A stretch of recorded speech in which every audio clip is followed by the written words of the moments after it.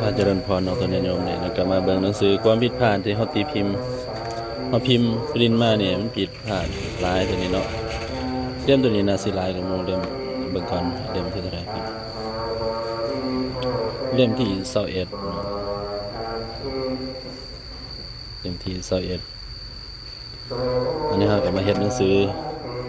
ยังบ่ทันแล้วพอเล่มอยู่เอาคือเขาตัดกาวออกจากโอ้ขออภัยได้เนาะ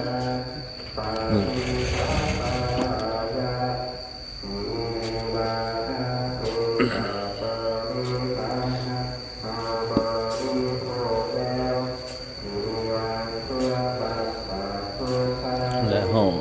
เฮ็ดกาวตัดกาวออกจากอันนี้แต่เขามาจะมีกวดบ่ได้ประกวดเบิ่งว่าส่วนเขาปินมานะบ่ได้กวดเบิ่งก็เลยว่าบ่ได้เพราะว่ากวดทุกหน้าทุกหายในเฮ็ดมันความผิดพลาดของการปริ้นพิมพ์จะได้เขาก็สิเห็นความผิดพลาดนี่อันนี้เริ่มต้นจากนี้เนาะตัวนี้แต่ว่ามันก็บ่ได้เสียดอกแต่ว่ามันเปลืองกระดาษซื้อหน้ามันก็ยังเห็นบ่29เนี่ยก็จะเป็น30หน้ามันก็เต็มคือเก่าแต่ว่าตัวนี้ปกติแล้ว บัดนี้เฮาเข้าเนื้อเรื่องบัดนี้คือพระสุตตันตะอังคุตรนิกายจตุการนิบาตปฐมปฐมปัญนาตพันดะ คามวรรคว่าโดยการพุทธกิจในพันดคาม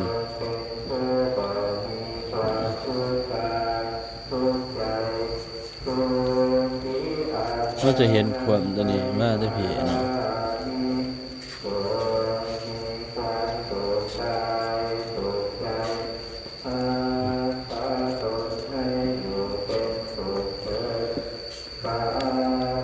ก็บ่ได้กวดเบิ่งคักดอกทรงปริ้นนะเพราะว่ามันปริ้นมาแล้วเขาเป็นเหลี่ยมเขาก็บ่ได้มาเบิ่งโอ้คันเฮาเบิ่งก็นี่ตัวนี้ตัวนึงอันน่ะเศร้า น่ะ27 29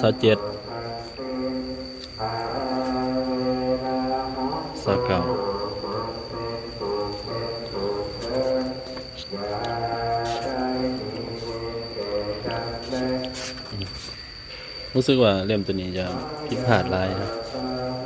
ที่ว่ากวดมาแล้วก็คือเล่มที่11กับ13 11นี่สิเป็นก็ต้องเป็นแบบนี้แหละก็มีกระดาษตัวนี้มันทิศบ่ได้ปิ้นแต่มันอยู่ข้างกลางก็เลยบ่ได้เอาออกก็เลยปะเลยซะก็บ่ได้เอาออกเนาะคันตัดออกก็มันก็สิค้างคืออยู่หั่นก็เลยปะมันบ่แม่นเป็นทางการของเฮาหนังสือตัวนี้เฮาเรียนเฮ็ด เฮียนปริ้นเฮียนเฮ็ดเฮียนเข้าเหลี่ยมอย่างต่างๆก็เลยว่าเป็นสิ่งที่เฮาพึ่งมาเฮ็ดนะก็ได้ประสบการณ์อีกแบบนึงถ้าเฮาเฮ็ดอีหลีก็ถ้าว่าเฮาเฮ็ดแบบว่านั่นก็ต้องระมัดระวังในการที่เฮาต้องตรวจสอบเบิ่งว่าเครื่องปริ้นเฮาเป็นจังไดนะอันนี้เฮาปริ้นเองเด้เฮาทางวัดเฮาก็ปิยะเครื่องปริ้นไม่ออกเพิ่นก็ปิยะเครื่องปริ้นมาให้มือ2เนาะโดยเฉพาะแม่มีเพิ่นเป็นเจ้าภาพเครื่องปริ้น Canon เฮาก็มาปริ้นเอาเพราะว่าการที่เฮ็ดพระไตรปิฎกนี่นอกจากเฮากดแก้แล้วกดแก้เนื้อหากดแก้แล้วเฮาก็ต้องมานั่นแหละกดแก้แล้วเฮาก็ส่งให้ศูนย์กลางเพิ่นบัดนี้ขั้นตอนต่อไปก็คือเฮาเฮียนเฮ็ดก็คือให้มันเป็นอันเช่นนี้สำนานคือเข้าปกเขาเป็นรูปเหลี่ยมคือจังซี่เนาะอาจารย์ใหญ่เพิ่นสอนแต่ละขั้นตอนเฮาก็เลยได้คือเฮาเฮ็ดรูปเหลี่ยมให้กวดเนื้อหาเรียบร้อยกวดแก้อย่างต่างๆเรียบร้อยแต่เฮายังบ่ทันได้เฮ็ดเป็นรูปเหลี่ยมแต่ว่าเฮาบ่ได้เนาะวันนี้อาจารย์ใหญ่เพิ่นนี่เฮ็ดแล้วอาจารย์ใหญ่เพิ่นให้เฮ็ดให้เฮาเป็นหมดทุกอย่างเพื่อบ่ให้มันมาถามว่าเฮ็ดพระไตรปิฎกได้หยังแหน่สินะตัวนี้100121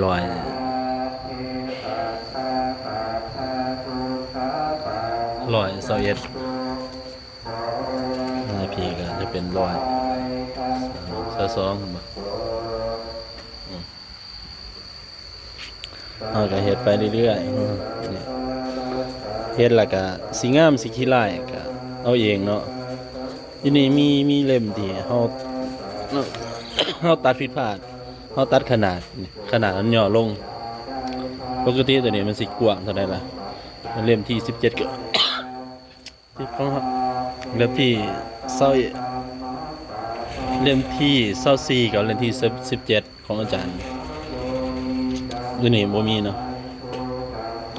มันสิน้อยกว่าแต่ว่าขนาดตัวนี้ปกมันหันปกติเฮาบ่ได้ตัดที่แล้วว่าจะตัดเลยต่อใหม่เนาะมันบ่ถูก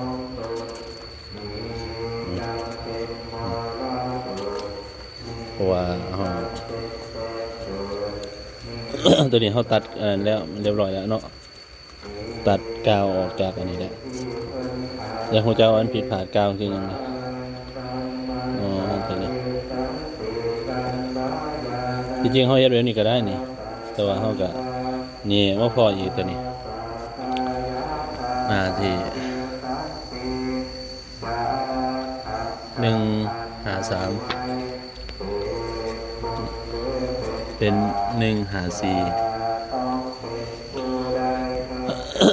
ที่จริงคันเฮาเฮ็ดจังซี่เนาะคันเฮาตอนเฮาปริ้นน่ะเฮากวาดเบิ่งเรียบร้อยแบบนี้ถ้ามาปริ้นหน้าตัวนี้ขึ้นได้เอาก็ไล่มาปริ้นหน้าที่มันผิดพลาดได้ให้มันเป็นแผ่นเดียวกันเนาะมันบ่ต้องปล่อยมันแต่เฮาบ่ได้กวาดเบิ่งย้อนว่าเฮาบ่ได้กวาดมันบ่คือของปริ้นเขาเจ้าเฮาเฮ็ดแบบว่าเฮาเฮ็ดตัวเองซั่นต่อไปเรียนเฮ็ด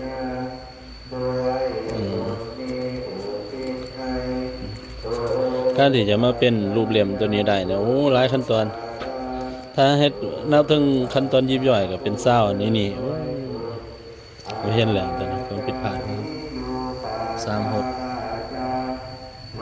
1 167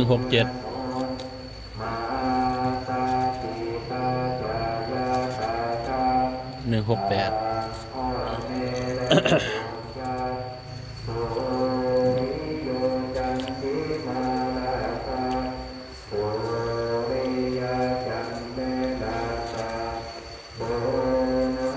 เด้อเริ่มตัวนี้เห็นอ๋อผิด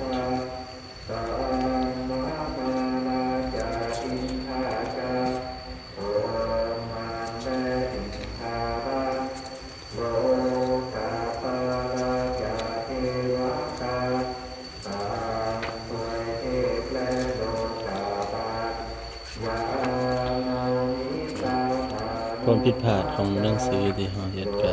ประมาณนี้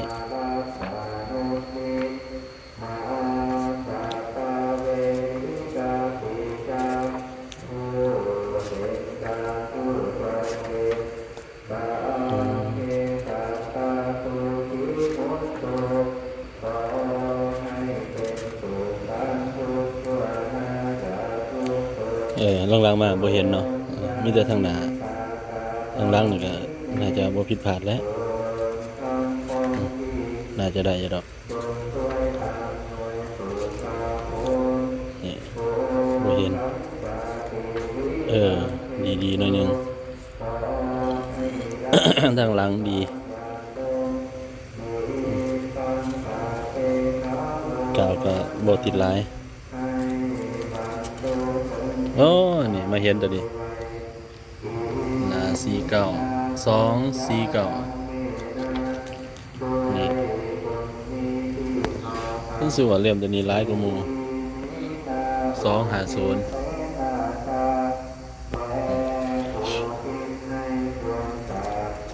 โอ้เนาะ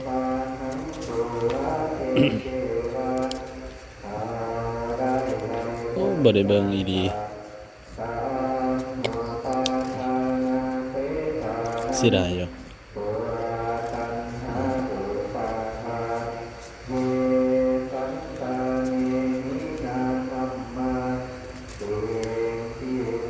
นี่เห็นบ่กาวมันติดอยู่นี่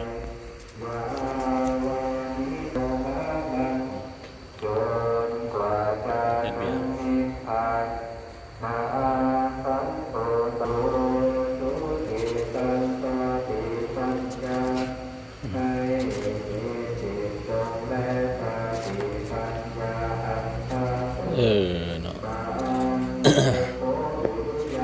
เป็นหยังดอก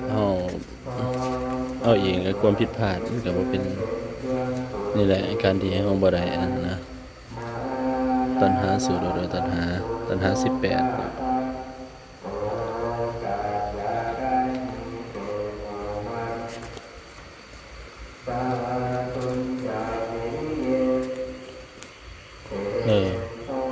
นี่เห็นบ่มันติดอยู่นี่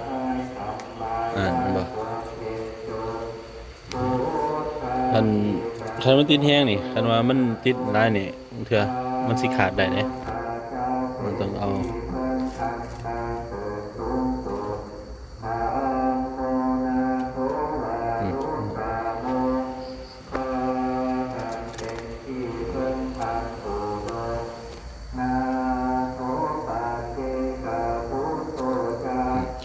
ตัดกาวจ้ะเวลาเฮาเข้าปกนะเฮามันติดอยู่นี่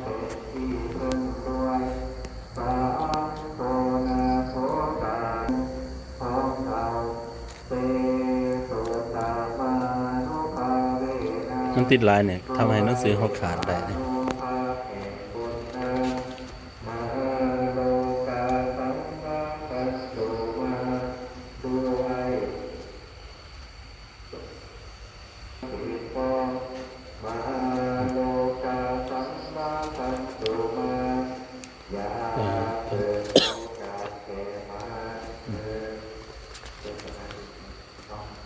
โง่ไร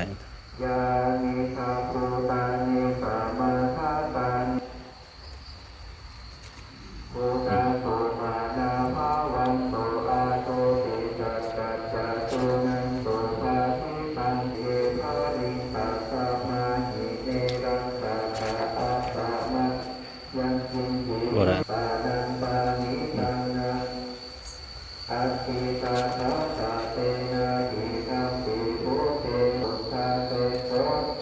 เวลาเขาจะไปตัดเพราะว่าเวลาคนเขาเป็นคนเอาไปอ่านเนาะเปิดเที่ยงสิหนังสือเขาขาดได้แต่ในห้องก็บ่ได้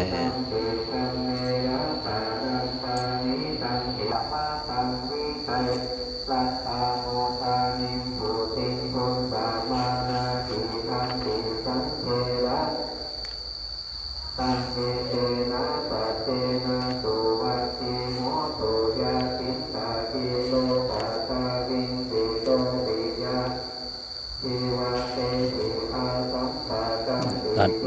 กาว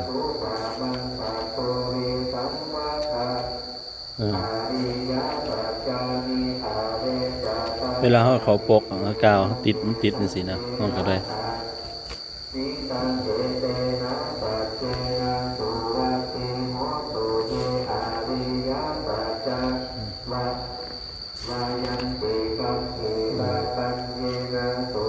นี่จบแล้วเนี่ยเนื้อหาจบแล้วเรื่องแต่ดัชนีจบเพียงเท่านี้เนาะ